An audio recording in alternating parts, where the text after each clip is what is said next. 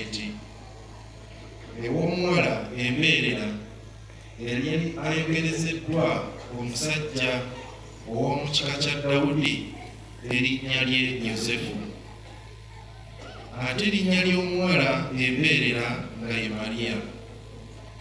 Malayika bwe yayingira gy'ali n'amugamba nti mirembe ojjudde enneema, Omukama ali naawe, oli wa mukisa mu bakazi. Ye bwe yawulira emmeeme n'emugwa wala olw'ebigambo ebyo, n'alowooza ennamuse bw'ebadde. Malayika n'amugamba nti Mariya, leka kutya, kuba Katonda akuwadde omukisa. Laba, onoofuna olubuto n'ozaala omwana wabulenzi, n'omutuuma erinnya lye Yesu. Aliba wa kitiibwa, aliyitibwa mwana w'oli ali waggulu ddala. Era Omukama alimuwa entebe ya Dawudi jjajjaawe, n'ennyumba ya Yakobo aligifuga emirembe gyonna, n'obwakabaka bwe si bwakuggwaawo. Awo Mariya n'agamba malayika nti kinaaba kiti ekyo, anti simanyi musajja. Malayika n'amuddamu nti Mwoyo Mutuukirivu anajja mu ggwe, n'amaanyi agooli ali waggulu ddala ganaakubikkirira.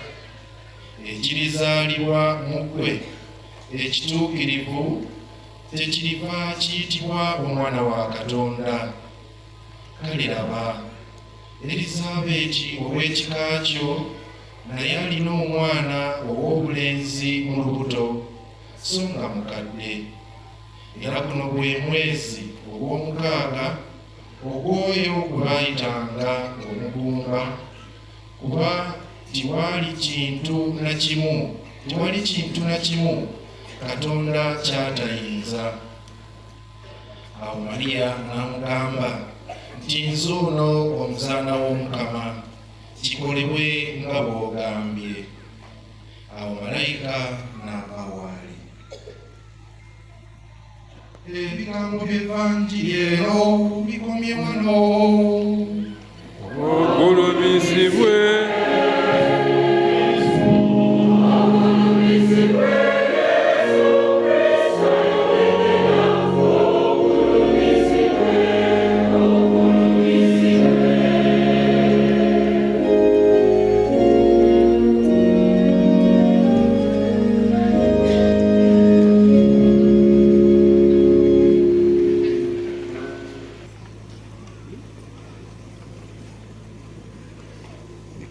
Uganda tuwano Bitala Maria Ekijaguzo kya myaka 5 obuweereza Soroti kya kadde waffe Sopo Agustine Kasujja.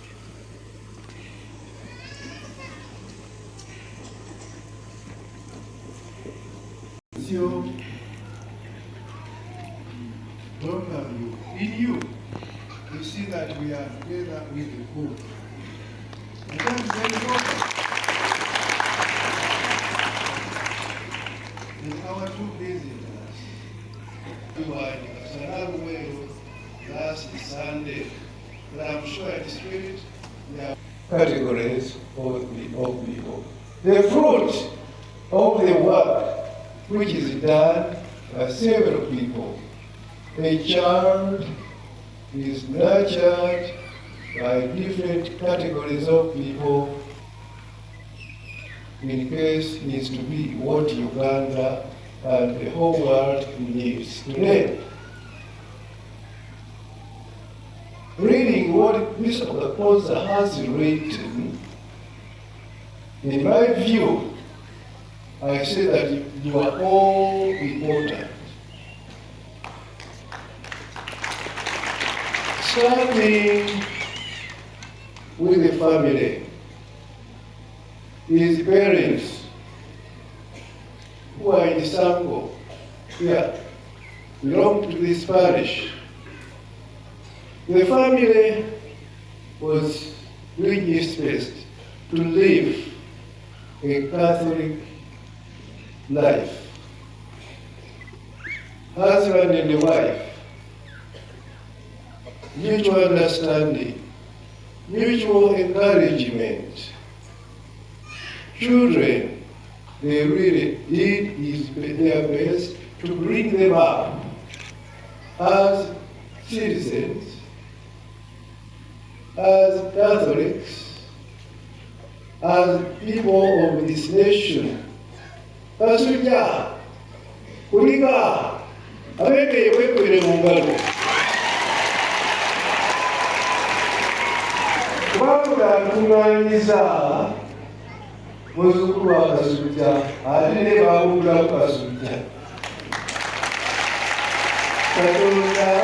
Dicho Uganda tuli wano Bitalamaliya Ekijaguzo kya myaka 5 naddire kwa kya Bishop Agustine Kasujja badde omubaka wa Paapa amawanga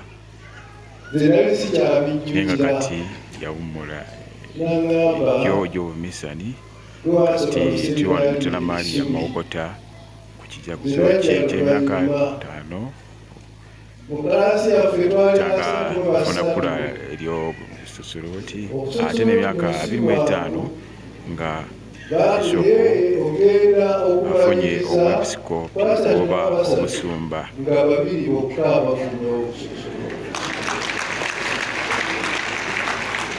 Omukakati omulaba omukulu Kasujja ate ne munne Lawrensio Mbala. Simanyi lwaki yannonda lyoba nakulutuza nnyo ekisubi. Baana yaŋŋamba basaliranga amakatala ate nga bapaka anaasinga ennyumba eneesinga banywa picnic, balya obubuzi, balya biki, muceere, mbu namutunduza naye ndowooza ate sakukola bubi nnyo. Ate sanduuza gwe wekka ne badekalasiyo ebyo nga bimaze. Omukama yayita bazadde be, nze nandigambe mu kifo ekisooka okumuwa ekirowoozo ekyokufuuka omusaaseredoti. Baasoberanga ewaabwe eyo basobesaako ekyalo, naye oluusi nga bajja ku parish ekyali muto omuyajja ne taata nga baze ku misa era ey'ekitiibwa. Waliwo okusosoloti yali akafuna Father John Mpoza ne bajja mu misa. Bwe yalaba abaweereza, bwe yalaba Faaza omuto oyo, ate ku ebyo waliwo ejjanga wa luseminaariyo edda nga bakiyita Kigezo nga bamalawo ebbanga mwaka mulamba, naye bagendanga essanga eyo ekisomesa kyewaabwe ne basomesa eddiini. Ate n'abaagala neyeegomba okubeera nabwo. Yajja n'owano omumisa eka baali bamanyi abanyulizi. Lumu Kasula oyo ng'akyali mwana n'agamba taata, nange njagala genda kufuka musosolongi. Taata teyamuddamu. Nga wayisa akaseera akaleezi kano n'akayita mu kisenge kye gyasula, taata gyasula n'akagamba mwana wange enkya lunaku lwakulamaga namugongo ngakuwa esiringi ye emuluga yali amaze ogiteka ogende namugongo wajulizi otusabire kuotukiikiridde mu maka gano eke yagenda taata kato gotukiikiridde wagamba lyagala kusosoloti iyo sebekalooli wanka omukama bwali bayagadde ali kulonda n'ofuuka omusosolooti yagenda yasanyuka kirijjawo yamugamba timumisa ojja kujjako sente 5 okasule mu kibbo. Mulaba abazadde temwenyuuma muli bakulu nnyo, ffenna tufeeyo bwetufukambe oluusi nfumulira n'ensonyi nalise maama wange ate ng'anfukaambirira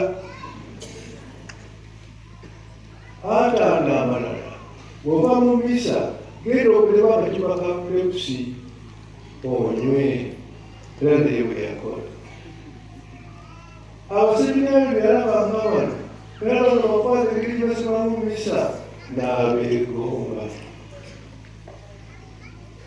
Oluvannyuma nga bwe tera okukola abanga bagenda okugenda mu seminari baliwo naye n'agenda.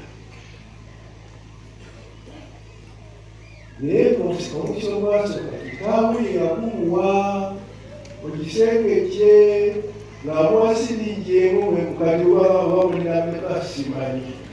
Akatono kalyaga muno ge yali alina akiikidde famire yonna amaka gonna obunaayizibwa yakutegeera.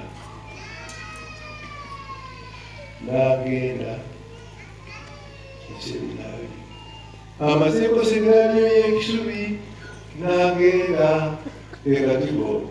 Ekatigondo eyo ng'abayizi basukka 10 bava mu ssaza ly'Ekijaguzo, Kotikoto, Mbarara.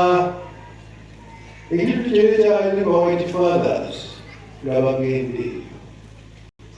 Naye omwaka ogusooka n'obwoti omuteerayo bakaliwo nga Bishop Nsubuga Emmanuel ng'amuyita amagambo wange kati njagala ogenda oyigeero ate yagaana zuuno kikolebeka bugambi siemaliyemusono ng'agenda kuyiga Roma okukola ekibaita propaganda fiiri nekuŋŋaanya abayizi abava mu nsi ezikyagenda mu ddiini era Eklezia yeyamba okubaweerera. Nayenga bulungi nga bwezi Mukama yagabawa era abengeri bulijjo zimanyi bali bagezi okusiika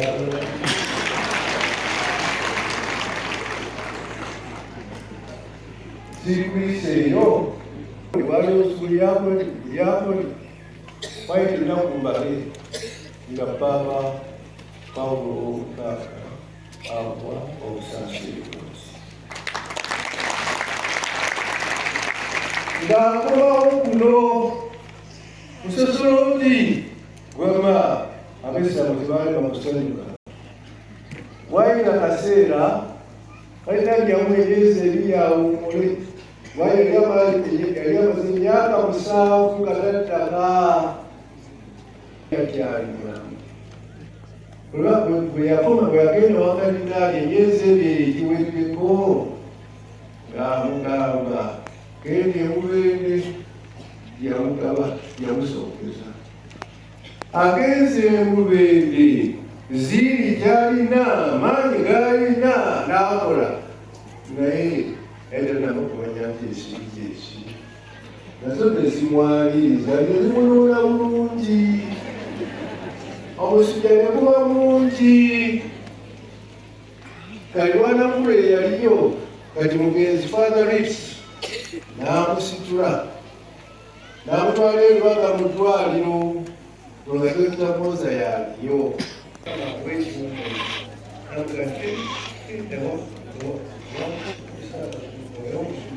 Victor News Uganda, tuli Mutala Maria wano Mawokota Ekijaguzo kya myaka 25 mu bwepiskopi ate n'emyaka 5 sosolote kya Agustine Kasujja. Olwo ebintu ebyali emubende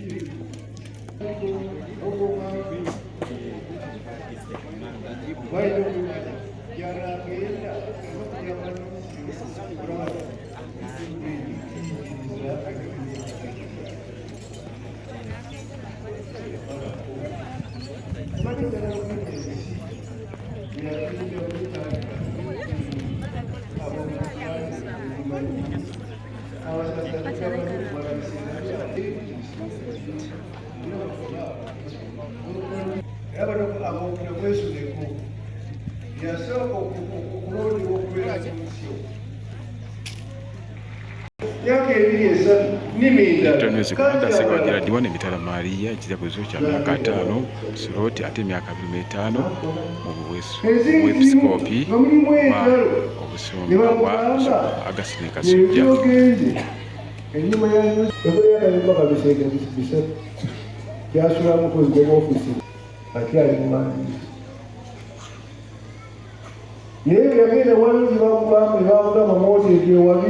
Omwali abasosoloti abakadde batukako 12 naye kali nga musigadde 2 bali bafudde.